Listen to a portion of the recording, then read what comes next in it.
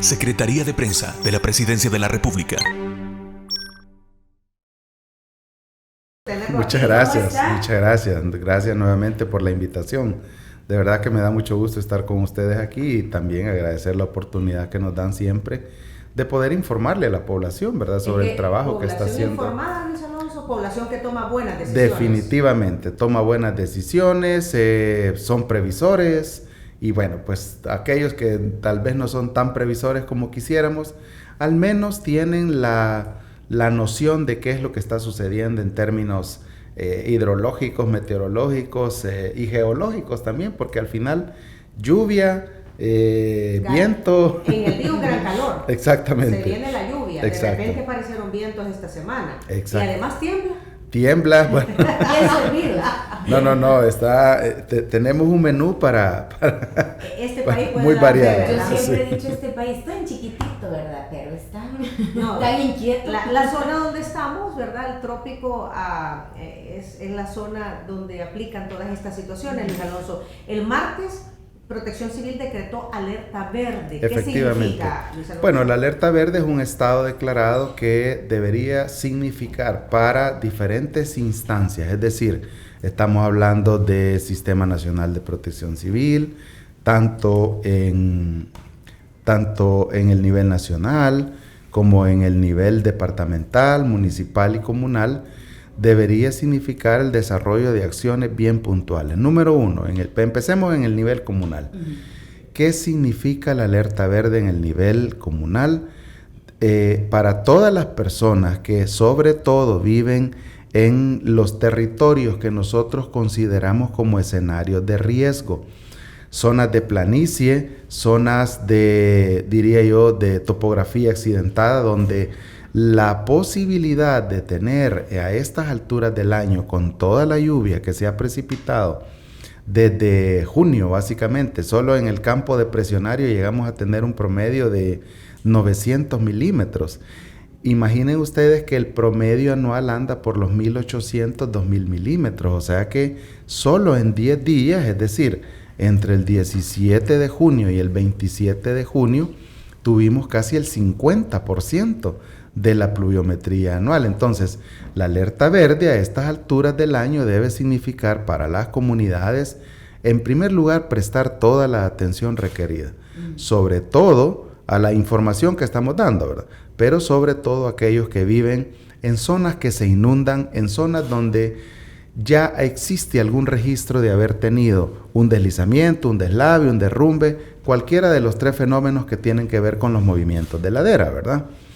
¿Qué debe significar para el nivel municipal? Bueno, como a los atletas les suena la campanita en la última vuelta que están dando, ¿verdad? Que significa hay que dar el todo por el todo. Sí. Para los otros niveles municipal, departamental y nacional, eso es una campanada. Es como decir, prestemos toda la atención, dispongamos de todos los recursos. Ahora mismo probablemente la lluvia no es tan crítica como para hacer un despliegue de recursos, pero tampoco es que hay que estar de brazos cruzados, ¿verdad? Y es que justo con lo que usted está mencionando, pues sí, hay personas que, por ejemplo, viene una corriente, dicen me voy a pasar esta quebrada porque están acostumbrados a hacerlo quizás. Sí. Pero hay momentos en los que no se debe hacer y es donde ocurren las tragedias. Y mire, la gente se confía. Y aprovechando lo que usted está comentando, bueno, el domingo tuvimos infortunadamente el deceso de una persona que hizo caso omiso a las recomendaciones, porque hay que decir las cosas como son. Yo lamento mucho, es una persona para nosotros, cualquier ser humano que pierda la vida en el marco de este incidente o de cualquier otro evento, pues es una vida perdida, ¿verdad? Entonces, no lo podemos ver con números tan fríos, o sea, sí, uno más, no, en absoluto. Entonces, es una Cada persona... vida cuenta. Exactamente. Ahora, entonces, lo que duele, Luis Alonso, es que se pierda por negligencia. Exactamente. Entonces, a eso quería referirme, ¿verdad? La persona básicamente hizo caso omiso de la recomendación, intentó cruzar una quebrada. En teoría, ese es un río que digamos no, porque eso sucedió en Pasaquina, ¿verdad? No tenemos ríos tan caudalosos en esa zona. Esas son conocidas como quebradas de invierno. ¿Qué son las quebradas de invierno? Entre noviembre, que para de llover, y mayo del siguiente año, que inicia otra vez el periodo lluvioso, básicamente esas quebradas están con el más mínimo caudal que puedan imaginar ustedes. Pero en esta temporada, después de toda esa lluvia que nos ha caído, esos son colectores de otros ríos o afluentes de otros ríos que son mucho más caudalosos, como el Río Grande de San Miguel, como el río Torola, etc. Entonces, insisto, la alerta verde debe significar para todo el mundo una llamada de atención. Para las comunidades, bueno, yo vivo en una zona inundable, pues voy a poner atención a lo que están diciendo, ¿verdad? Si de repente el pronosticador dice, mire, y la mayor cantidad de agua se va a concentrar en la zona paracentral, ipso facto sabemos que el Bajo Lempa, ¿verdad? Sobre todo del lado de San Vicente, la zona circundante al río Jiboa, la zona circundante al delta del río Cepaquiapa en San Pedro Mazahuat, y todos esos sí o sí podrían tener alguna inundación. Entonces, eso significa, y por supuesto para los niveles donde se gestiona la emergencia, ¿verdad? En el entendido que se planifica, se organiza, se determinan procedimientos operativos que hay que cumplir en el transcurso de la materialización de una amenaza, es decir, cuando llueve, cuando tiembla o cuando un volcán se manifiesta. Y por supuesto la determinación de mecanismos de control que nos determinan en algún momento, por ejemplo, quiénes deberían estar en una sala de situación. También la alerta verde significa para todos ellos una llamada de atención, y eso es lo que hacemos. Se predisponen recursos, se preposicionan en las 4 almacenes que tenemos, San Miguel, San Vicente, Nejapa, Santa Ana. Una de las apuestas del gobierno del presidente Nayib Bukele y por supuesto del Sistema Nacional de Protección Civil actual es que no existe ninguna lógica en tener que salir desde San Salvador con asistencia humanitaria hasta Barrancones en La Unión. No, o sea, no tiene sentido eso. Entonces, una de las primeras inversiones que se hizo fue, en primer lugar, comprar insumos, ¿verdad? Comprar insumos. Se creó la Dirección Nacional de Albergues, que ahora tiene 170 albergues distribuidos geográficamente de tal forma que las personas no tengan que salir o caminar tanto para poder albergarse. O sea, también se tiene una capacidad muy grande de recursos mecánicos, porque hay personas que dicen, mire, yo quiero evacuar, pero, o sea, no tengo en qué irme, ¿verdad? Y vea qué interesante, porque algo a lo que, y de verdad creo que es digno de felicitar todo el equipo de los equipos tácticos de protección civil, bomberos, albergues, delegados territoriales, que ahora pues me dice, mire director, me llama un día como a la 1 de la mañana, fíjese que aquí una señora dice que no se va a ir mientras no le subamos sus 2 perritos. Bueno, pues hay que subírselos, ¿verdad? Sí, porque los albergues ahí vemos los perritos, ¿sí? Son parte. Además son familia también. Exactamente, son parte de su familia. Entonces, eso significa la alerta verde, tener dispuesto todo eso. Hay cosas que definitivamente, y yo creo que este gobierno ha demostrado por demás que hay cosas que no deberían ejecutarse hasta que está lloviendo. Por ejemplo, el tema de tener dispuestos los albergues, eso es algo que se hizo entre marzo y abril. Ya están los albergues dispuestos, ya tienen sus camas, ya tienen su abrigo, pensando en que hay personas que pues nosotros quisiéramos que eso no sucediera, pero es parte de la cultura. Yo siempre lo he dicho, en la evaluación del riesgo, no solamente, porque al final pues el riesgo, y existe hasta una ecuación, les cuento, riesgo es igual a amenaza por vulnerabilidad entre capacidades. Entonces, nosotros estamos haciendo todo lo necesario por reducir la probabilidad de impacto de la amenaza y por generar capacidades, pero ¿a dónde está, diría yo, el punto de quiebre? En los factores de vulnerabilidad. Por cultura, por educación, por lo que ustedes quieran, hay muchas personas que no les gusta evacuar. Aunque nosotros decimos, miren, Evacuar no es lo mismo que ser rescatado. Claro. Evacuamos por nuestros propios Lo que pasa medios. es que lo que sucede, Luis Alonso, y bueno, lo que pasa es que aquí todos pues no vivimos en una situación de alto riesgo, pero Sí. la gente dice, si aquí siempre se inunda. Exacto. En la otra expresión que uno escucha seguido, no hombre, si aquí el agua siempre se nos mete, porque ahí vemos esas imágenes de esta gente con el agua a la rodilla. Ese es Por el otro decir. lado, también, ¿verdad? Que igual como no vivimos en una situación así y pues las cosas, sus pertenencias, Sí. también es comprensible. Y porque sí, son definitivamente. familias que les ha costado sus poquitas cositas. Y de hecho es una Exacto. condición natural, y ¿verdad? esta gente pierde todo, Luis Alonso. Definitivamente. Ajá. O sea, De- le toca comenzar, después de cada situación lluviosa, les toca comenzar de Comenzar cero. Claro, de cero claro. y también ser un poco más empáticos en el sentido de que cómo es cuando estas familias regresan a sus hogares, ¿verdad? O sea, ven Pues todo mire, destruido. esa es una de las situaciones que hemos venido atendiendo, diría yo, desde la tormenta Amanda. Y es una de las cosas en las que nos hemos centrado. 2019, ¿verdad? Exactamente. Digamos que en la jerga emergencista hay un término que se está utilizando para generar, diría yo, capacidades que permitan asegurar, y aquí viene el término, una recuperación temprana de las personas.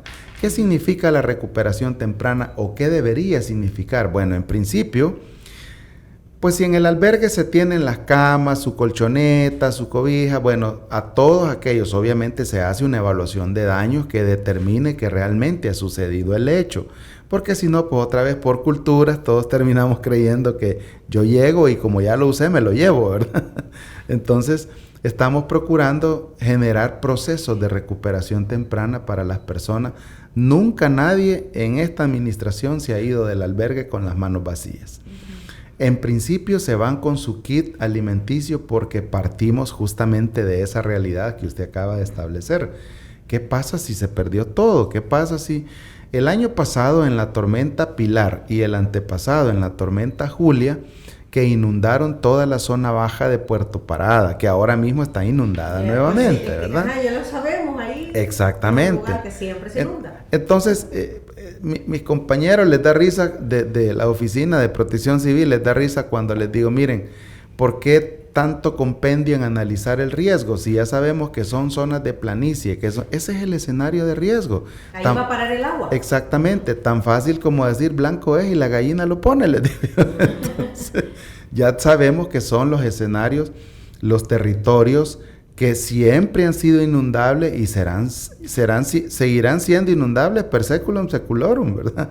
Por siempre y para siempre. Entonces, ¿qué significa? Bueno, ahora mismo, por ejemplo, ya el Ministerio de Obras Públicas y el Ministerio de Agricultura y Ganadería tienen ya desarrollada toda la planificación, porque al final en Puerto Parada lo que ha sucedido es que pues simplemente la borda se dio, ¿verdad? O sea, esas son obras de mitigación, en el entendido que mitigar significa reducir la probabilidad De riesgo. Exactamente, entonces... Pero perdón, Luis Alonso, yo me acuerdo, yo anduve ahí ¿Sí? para el Michi, imagínate. Sí, claro. Octubre de 1998. 98, sí. Noviembre ya.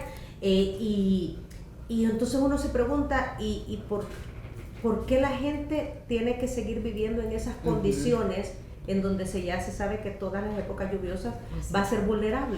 Bueno, es ahí donde definitivamente cuando evaluamos el riesgo, Diana Verónica, tenemos que analizar todos los factores de vulnerabilidad. En primer lugar, el factor de vulnerabilidad físico. De repente, cuando vemos una casita ahí, cabal al borde del talud, dice, caramba, pero qué barbaridad, ¿verdad? ¿Por qué está construido ahí? Bueno, en principio, o cerca de como en este caso en el río, ¿verdad? Muy cerca del río.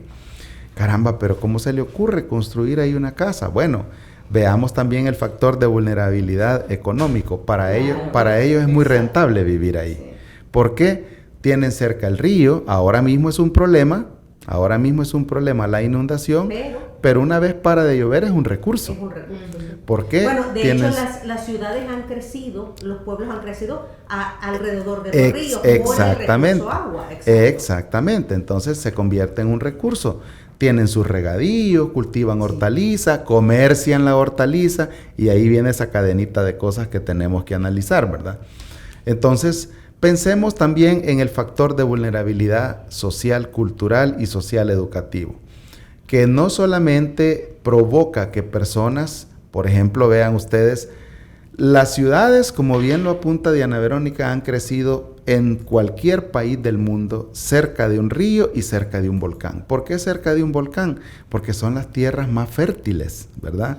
Son las tierras más fértiles. ¿Y qué es lo que uno quiere cuando, bueno, yo vengo de una familia de campesinos, ¿verdad? Entonces, ¿qué es lo que uno pretende o quiere o espera cuando hace un cultivo? Que le rinda la mayor cantidad de frutos para poder asegurarse su alimentación y tener probablemente un remanente para intercambio económico, ¿verdad? Así es como sucede. Por eso es que es importante analizar no solamente la amenaza, que es decir, la probabilidad de que algo ocurra, sino qué factores están incidiendo en que las personas no quieran salirse. Pongamos un ejemplo, ¿verdad? Hay muchas colonias, no voy a decir nombres para no empezar a recibir saludos. Hay muchas colonias en las que, al menos en esta administración, se les ha dado una solución habitacional, ¿verdad? Se les dio una solución habitacional, al inicio temporal, pero luego ya permanente. Vivieron en su casa 2, 3 meses, al final se regresaron. No, yo aquí no me siento bien. No me hallo, dice la gente. No me hallo. No puedo tener gallinas, no puedo tuve que vender mis cabritos, aquí no puedo sembrar ni plantas porque ya viene el vigilante y me dice, mire, aquí no se puede eso. Entonces, factor social de vulnerabilidad cultural, factor social de vulnerabilidad educativa.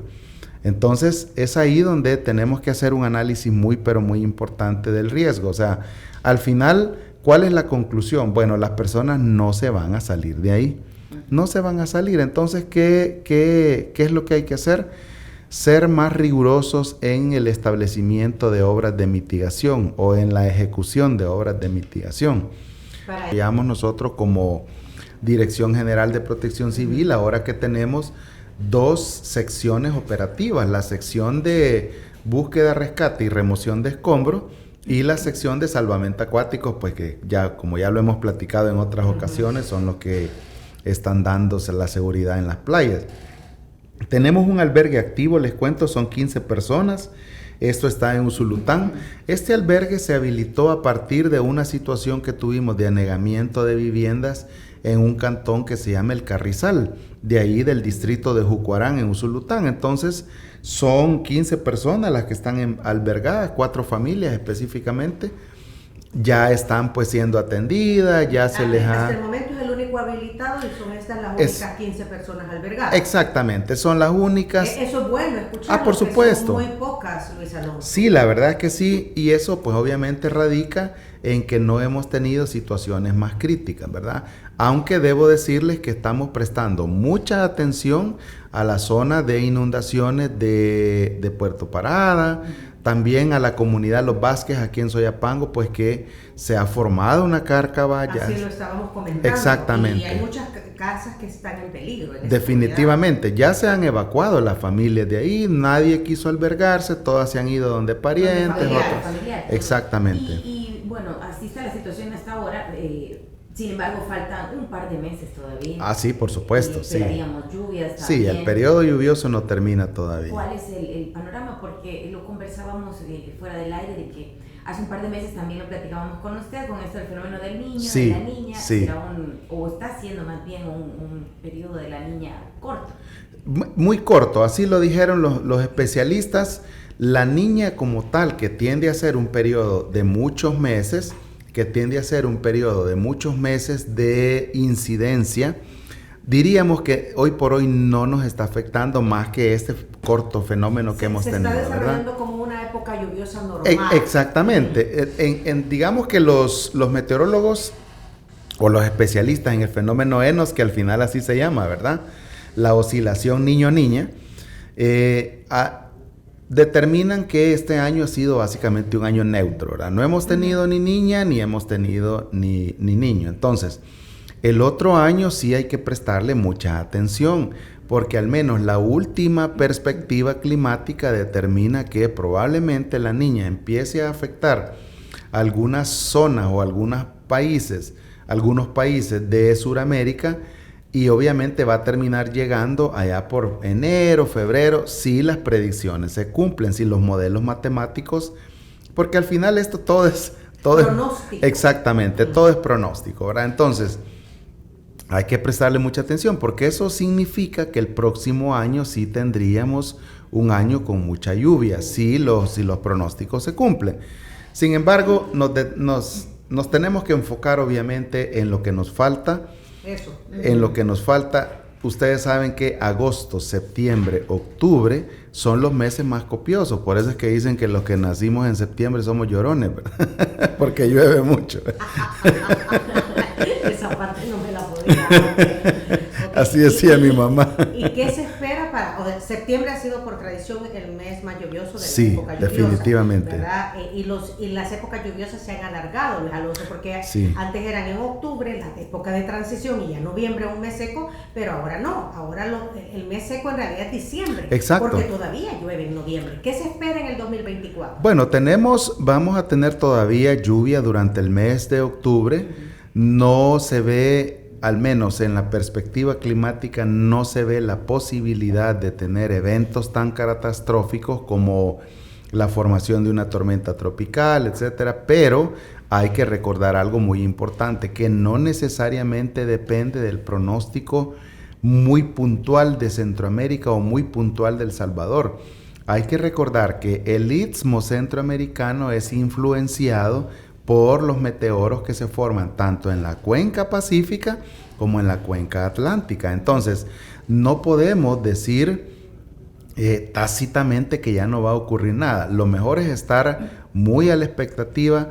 Nuestra fuente oficial de información científica es la Dirección de Observatorio de Amenazas del Ministerio de Medio Ambiente, y en función de lo que ellos digan, entonces podríamos pensar que de aquí en un mes, mes y medio, o cuando ellos lo consideren pertinente a partir de sus propias valoraciones, podríamos decir que el periodo lluvioso ha terminado. Mientras tanto, hay que estar muy atento a la información, el flujo del este sigue muy activo, que es lo que nos deja las famosas ondas tropicales, ¿verdad? Claro. Luis Alonso, ayer se lanzó la app Sí. para alerta de sismos. De sismos, efectivamente. Ayer se lanzó. Quiero reiterar mi felicitación al Ministerio de Medio Ambiente por este esfuerzo que se ha hecho. Yo siempre he creído que cualquier esfuerzo que se haga en función de brindar información objetiva a las personas para que tomen decisiones a partir de la materialización de un fenómeno es bienvenido, ¿verdad? Es bienvenido, y creo que hoy por hoy tener al menos un minuto, mire, en temas de terremotos, en temas de sismo, 50 segundos, 30 segundos que tengamos, por supuesto, de tiempo para tomar una decisión, es tiempo muy importante. Exactamente, porque ahora mismo nosotros estamos aquí, ¿verdad? Si ahora sonara la alerta de que viene un sismo fuerte, tendríamos al menos un minuto por lo menos para llegar al dintel de la puerta, ¿verdad? ¿Qué significa eso? Que hemos procurado un lugar seguro donde... donde pasar el temblor. Exactamente. ¿Cómo va a funcionar esta aplicación, Luis Alonso? ¿Nos va a dar una alerta? Porque vaya, yo ya tengo la alerta de Android, sí, ¿verdad? Que lo que empieza es suena un timbre. Sí. Pero suena el timbre cuando ya está temblando. Exactamente. Cuando ha comenzado a temblar. Exactamente. ¿Y cómo va a funcionar esta? La inversión que ahora ha hecho el Ministerio de Medio Ambiente, en primer lugar, es que se tiene toda una red de estaciones sísmicas. Se ha hecho una inversión muy importante, toda una red de estaciones sísmicas, porque al final creo que es importante que la población sepa que cualquiera que le notifique que acaba de suceder un terremoto, realmente no parte de un punto específico, parte de una triangulación de información, diferentes estaciones sísmicas que determinan el punto exacto donde se generó el sismo, que es el foco, el epicentro, y luego pues todo lo demás, que si fue magnitud 3, 4 en escala de Richter, que si me lo permiten hasta me gustaría hacer una breve explicación de esto. La escala de Richter lo que mide son cantidades de energía liberada. Cuando a usted le dicen que, que tuvimos un sismo de 5.5, esa es la cantidad de energía liberada, cuando incluso puntualizan que fue en escala de Richter. Cuando hablamos de intensidad, cuando hacemos uso de la escala de Mercalli modificada, que va entre 1 y 12. Entre 1 y 12 hay una variación entre que casi no se siente, probablemente se sintió en algunos puntos, en otros no, hasta 12, que básicamente fue el terremoto de 2001, ¿verdad? Estamos hablando de daño en infraestructura de habitación, infraestructura productiva, etcétera. Entonces, esas son las dos variaciones. Ahora, esta alerta tiene la particularidad que a partir de toda esa red de estaciones sísmicas nos va a permitir informarnos al menos hasta con 1 minuto de antelación que va a temblar. Y cuando es un sismo de consideración, va a empezar a hacer, en primer lugar, el sonido característico que ya lo conocemos, ¿verdad? Y luego, cuando es un sismo muy, pero muy importante, va a empezar a decir sismo, sismo, sismo. Entonces, con una vibración y una alerta muy particular en el teléfono. Dependiendo de la intensidad. Exactamente, así es. Sí, porque, por ejemplo, si es, bueno, de 1 o 2, por ejemplo. 1, 2, hasta 4, digamos, ¿verdad? O sea, ustedes saben que aquí tiembla todos los días, absolutamente todos los días. Todo el día. Exactamente, entonces, pero la mayor parte de esos sismos son sismos imperceptibles, es decir, suceden muy alejados, dependiendo también de cuál es la causa que ha generado. Hay que recordar que El Salvador tiene 2 causas principales de sismicidad. El sistema de fallamiento interno que tiene el país como tal y obviamente el fenómeno de subducción que está a 100 o algo de más kilómetros en la costa, que simplemente provoca que cada vez que una porción de la placa de Coco se introduce por debajo de la de Caribe, produzca una vibración. Esa es la ocurrencia de los sismos. Entonces, no todos definitivamente se sienten, no todos son perceptibles.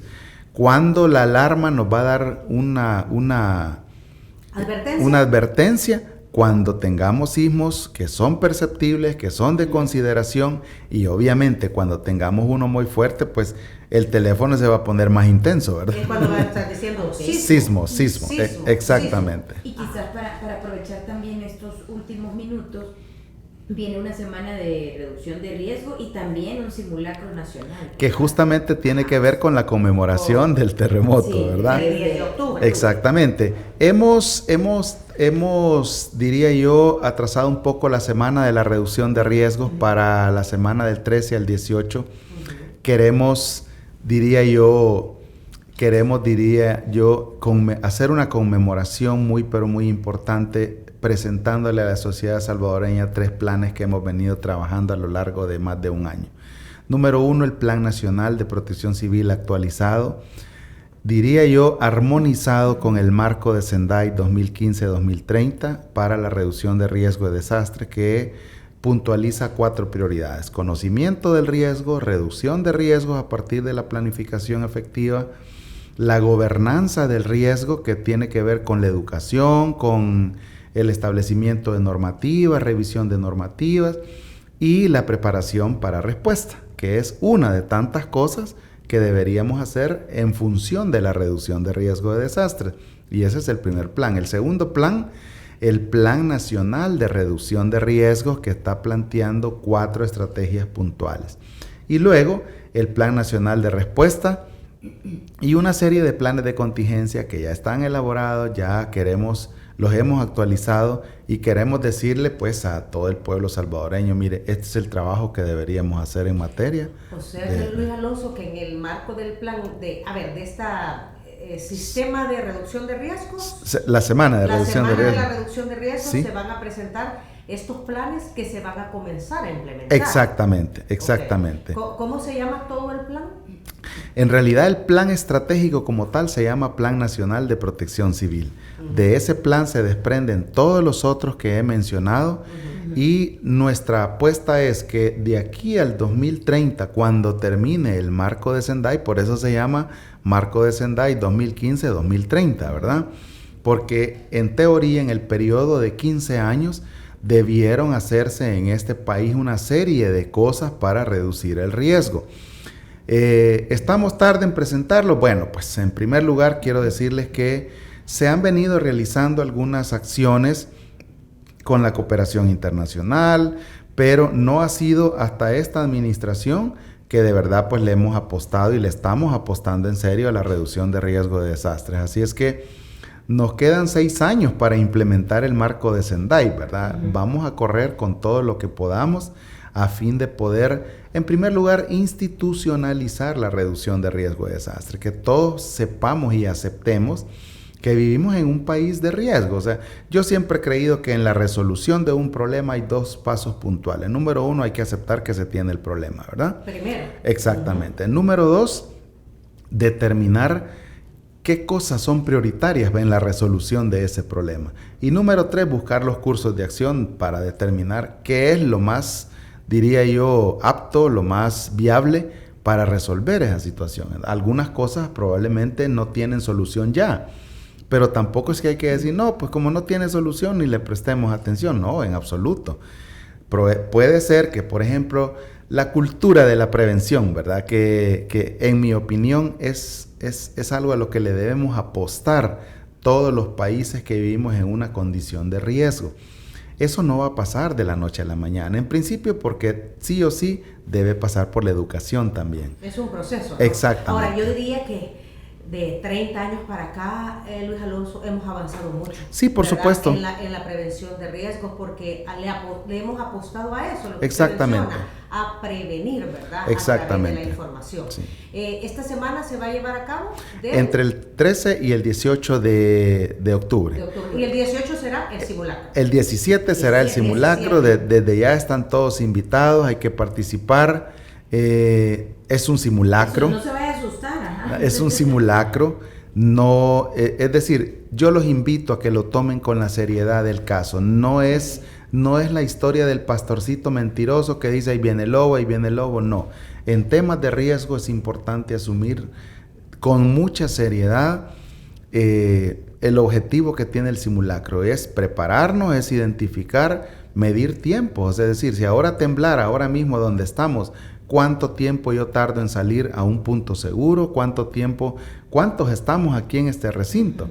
Si pasara una situación muy crítica y de repente nos preguntan allá afuera, mire, ¿cuántos estaban en su oficina? Y de repente... A saber. Detallitos como esos que se ven muy triviales, pero a la hora de una situación... A la hora de una emergencia los debemos de tomar en Exactamente. cuenta. Y precisamente, ¿verdad? El simulacro es para eso. Es para eso, efectivamente. Para saber cómo prepararnos, ¿verdad? Y volvemos al tema de la prevención. De la prevención, muy efectivamente. Bien. Luis Alonso, se nos ha terminado el tiempo. Siempre aprendemos mucho conversando con usted. Y estaremos pendientes, ¿verdad? De lo que suceda en esa semana de prevención de riesgos, porque ya lo decía usted, es cuando se va a presentar la actualización de esos manuales, pero sobre todo para ponerlos en práctica. Definitivamente. Muchas gracias a ustedes por la invitación. Y si usted